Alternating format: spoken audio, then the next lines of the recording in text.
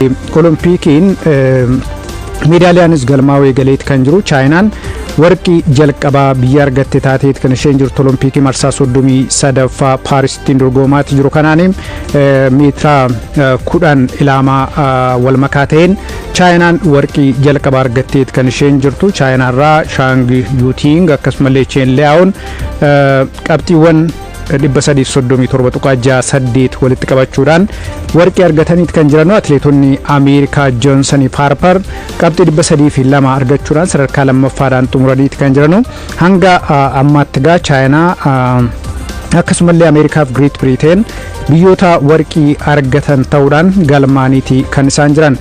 Odeeffannoo Olompiikii kanaan wal qabatuun kan biyya keessaa haalaallu bulchiinsi magaalaa Shaggar atleetota kilabichaa Olompiikii Paaris irratti hirmaataniif har'a gaggeessaa taasiseet kan inni jiru. Egaa kilabiin bulchiinsa magaalaa Shaggar atleetota gara 6 ta'anidha kan inni filachiise. Atleet Jigaayyoo Taayyee akkasumallee Addisuu Yuunee meetira 5,000 ni hirmaatu. Saamu'eel Tafarraa akkasumallee Dirribii Waltajjii meetira 1,500 yoo hirmaatan Simboo Alamaayyoo fi Loomii Mul'ataa gufachiisa meetira 3,000 Itoophiyaa bakka bu'uudhaan kilaba atleetiksii magaalaa Shaggar keessaa filatamuudhaan gara Paarisittiin kan imalanu. Leenjistoota keessaa immoo Komishinar Huseen Shiboo gargaaraa Komishineraa Huseen Shiboo akkasumallee Isaa Shiboo fi Abtaamuu Girmaa kilaba atleetiksii magaalaa Shaggar keessaa filatamaniiti kan jiranu. Gaa waliigalaan miseensonni kilaba atleetiksii Shaggar 9 Olompiikii Paaris irratti Itoophiyaa bakka bu'uudhaan kan hirmaatan ta'a. Bulchiinsi magaalichaas miseensota kilabichaa Olompiikii Paarisiin hirmaataniif gaggeessaa taasiseet kan jiru. Itti gaafatamaa waajjira dargaggoof ispoortii magaalaa Shaggar kan ta'an obbo Naasir Huseen kantiibaa ittaanaan magaalaa Shaggar obbo Guyyoo Galgaloo argamuudhaan yaada isaanii kennaniit kan jiranu. Kana alatti atleetota kanneeniif gaggeessaa taasisaniin qabxii gaarii akka fidan hawwaniifiiti kan jiranu. Qabxii gaarii fiduudhaan yeroo deebitanitti ammoo deeggarsa barbaachisuun isin cinaa jirra bifa ho'aadhaanis simannaa siniif taasifna jechuudhaan atleetotaaf dhaamaniit kan jiran.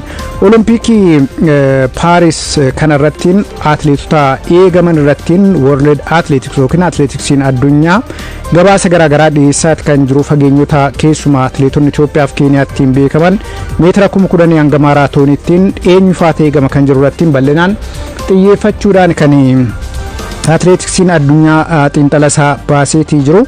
Meetira 10,000 kan dubartootaatiin haatirikeerdii addunyaa baates Chebeet Olompiikiidhaan yeroo jalqabaatiif meedaaliyaa fiduudhaaf kan hirmaattu jechuudhaan fageenya kana irratti morkii cimaan akka jiru akeekeetii kan inni jiru. Atleetonni 7 daqiiqaa 30 gadiin fageenya kana xumuranii dorgommii kana irratti hirmaachuun isaanii bara kana morkii cimaan akka inni mul'achuutti danda'u namatti agarsiisa jira. World Athletics kana alattiin Siifanasan shaampiyoonummaa ishee irra deebi'uudhaaf ni hirmaatti.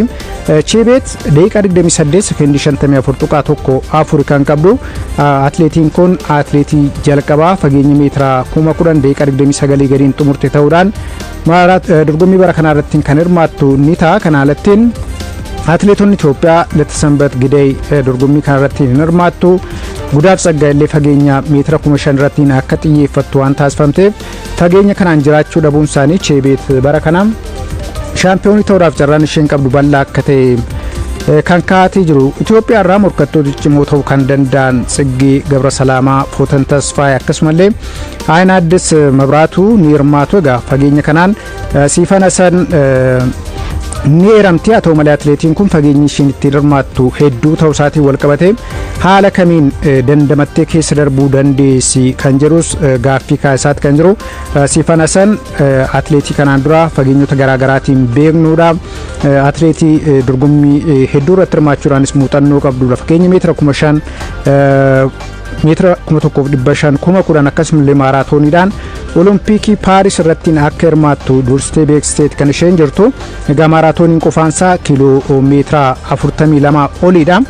Meetirri 10,000 ni jira. Meetirri 5,000 gulaallii waan qabuuf inni mataansaa meetira 10,000dha kan inni ta'u. Meetirri 1,500 ammoo yeroo sadiidha gulaallii kan inni qabu. Kanaan wal qabatee naannoo kiiloo meetira 60 oliiti atleetiin kun fiiguudhaaf kan dirqamtu. Haala kamiin kana keessa darbuu dandeessi kan jedhu gaaffii kaasaati kan jiru. Bara 1988 asitti gaa atleetii tokko qofaadha Olompiikiidhaan meetira 10,000 yeroo lama kan injifachuuti danda'e atileetii Itoophiyaa Xurunesh Dibaabaa qofaadha. Bara 2008 Beijing irratti 2012 immoo London irratti warqii fiduun ishee kan yaadatamudha. Seenaa sana irra deebi'uudhaaf siifanasan qophii taasisaatii akka jirtudha kan eegamaatti jiru. Fageenyi meetira 10,000 yeroo taate yoomiif qajeelcha atileetii jalqaba irratti tilmaama argateedha. Atileetiin kun bara kana keessatti daqiiqaa 26 sekendii 31 maayikiroo sekendii 0.1 kan inni qabu. Kanaafuu atileetota fageenya kanaan hirmaatan keessaa bara kanaan ga'umsa mul'isaatii jiruun tilmaama olaanaa argateet kan jiru Jooshaa Cheepteegeen meetira 10,000 barana yeroo jalqabaatiif olompikii kanarratti kan inni hirmaatu. Haa ta'u malee rikeerdiin addunyaa harka isaatti kan argamu atileetiin Grant Fisher jedhamullee bara kana keessatti sa'aatii galmeessee wal qabatee morkataa cimaa ta'uu akka danda'udha kan eegamaatti jiru. Shaampiyooniin olompikii Tookiyoo kan ta'e Salamoon Baaraggaa atileetota Itoophiyaa waliin dorgommii kanarratti ni hirmaata. Innis shaampiyoonummaa isaatti fufsiisuudhaaf kan hirmaatu yoomiif qajeelcha. Salamoon akkasumallee Bari'uun Aragaawii waliin ta'uudhaan fageenya kanaan qabxiin isaan galmeessuudhaaf eegaman olaanaa akka ta'edha kan gabaafamaatti jiru. Yoomiif barana keessatti sa'aatiiwwan saffisaa 6 atileetii galmeessuuti danda'edha. Cheepteegeen rikeerdii addunyaa harka isaatii jiru walqabates naannoo sekendii 20tiin yoomiif caalaa sa'aatii fooyya'aa qabullee barana ga'umsi inni irratti argamu hin beekamu. Daayimand liigii irratti hirmaachuudhaan bitootessa darbee sadarkaa 6ffaadhaan atileetiin kun kan xumure. Kanaafuu irra caalaatti miidiyaaleen injifannoodhaaf kan eegaman atileetota Itoophiyaa keessumattuu yoomiif qajeelchaa akka ta'etti kan isaan kaasaatti jiran. Maaraatooniidhaan Eliud Kipchoogee akkasumallee Qananiisaa Baqqalaa fi Benson Kipruutoon morkiin taasisanii olaanaa ta'uu danda'a jedhamaatti kan jiru. Eliud Kipchoogeen oloompikiidhaan kanaan dura yeroo lama meedaalaa warqii biyya isaatiif fideetti kan jiru yeroo sadaffaadhaaf ni eegama. Qananiisaa Baqqalaam akkasumallee Benson Kipruutoon atileetota biroo dorgommii kanarratti hirmaatanii fi ga'umsaan marra jiran fooyya'aa ta'an akka ta'edha kan kaa'atee jiru.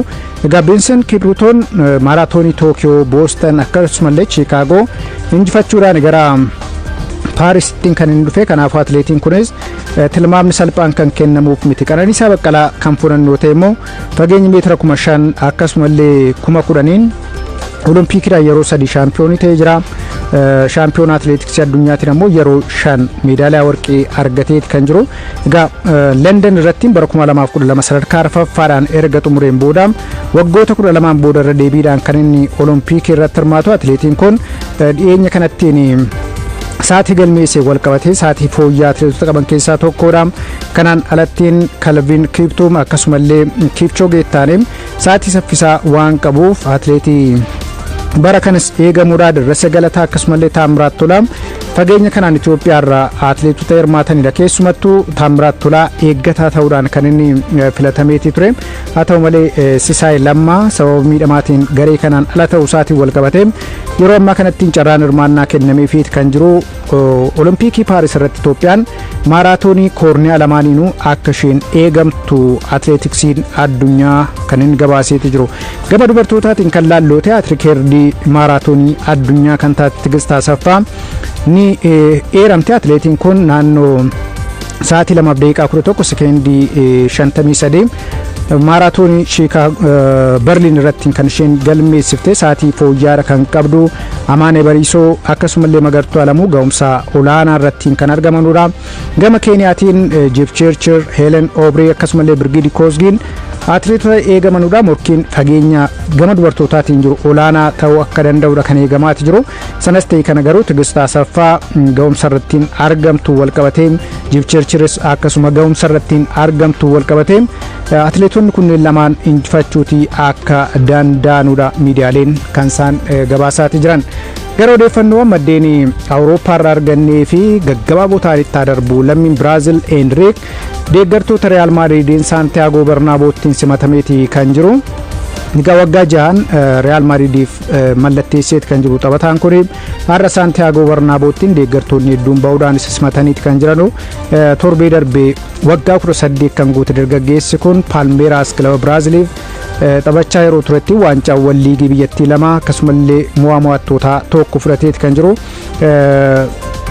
sadaasa darbe immoo garee biyyaalessaa Biraazil bakka bu'uudhaan garee umrii 17 gadiitiif taphateet kan inni jiru. Kanaalattiin garee biyyaalessaa Biraaziliif taphachuudhaan tapha Ingilaand injifatan irratti gooliittiin injifataniitii bahan galchee jira. Waancaa Kooppaa Ameerikaa dhiyeenya dorgommii irrattis garee Biraazil waliin tureet kan jiru.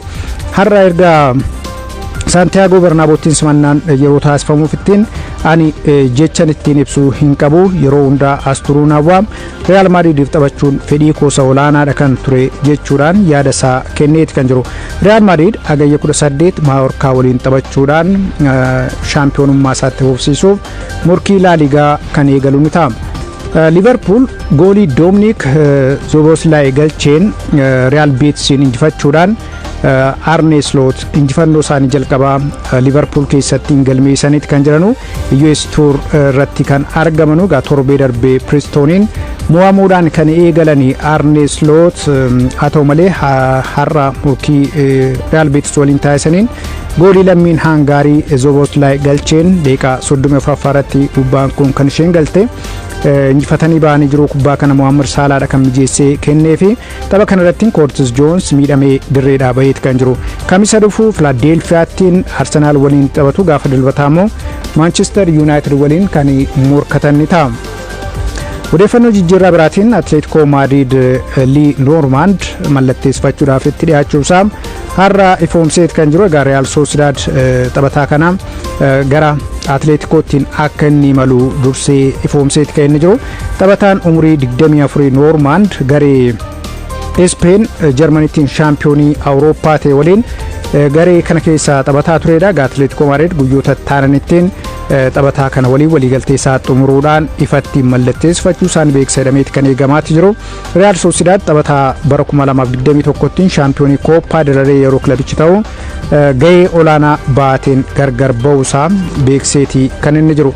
Kana alattiin gaa taphattoonni hedduun yeroo ammaa kana jijjiirraadhaan gara liigota adda addaattiin deemaatii kan jiranu. Kaalifiyooriin har'a waliigaltee isaa Arsenal waliin ni mallatteessameeti kan eegamaati jiru. Taphataan kun qorannoo fayyaa Londonitti erga taasiseen booda gara US Ameerikaa deemuudhaan Arsenal ittiin ni makama jedhameeti kan eegamaati jiru. Taphataa kana mallatteessifachuu isaatiin Arsenal ga'umsa bara darbe mul'isaatii jiru sanaan itti fufuudhaaf akka inni carraa argatu taasisamaati kan jiru.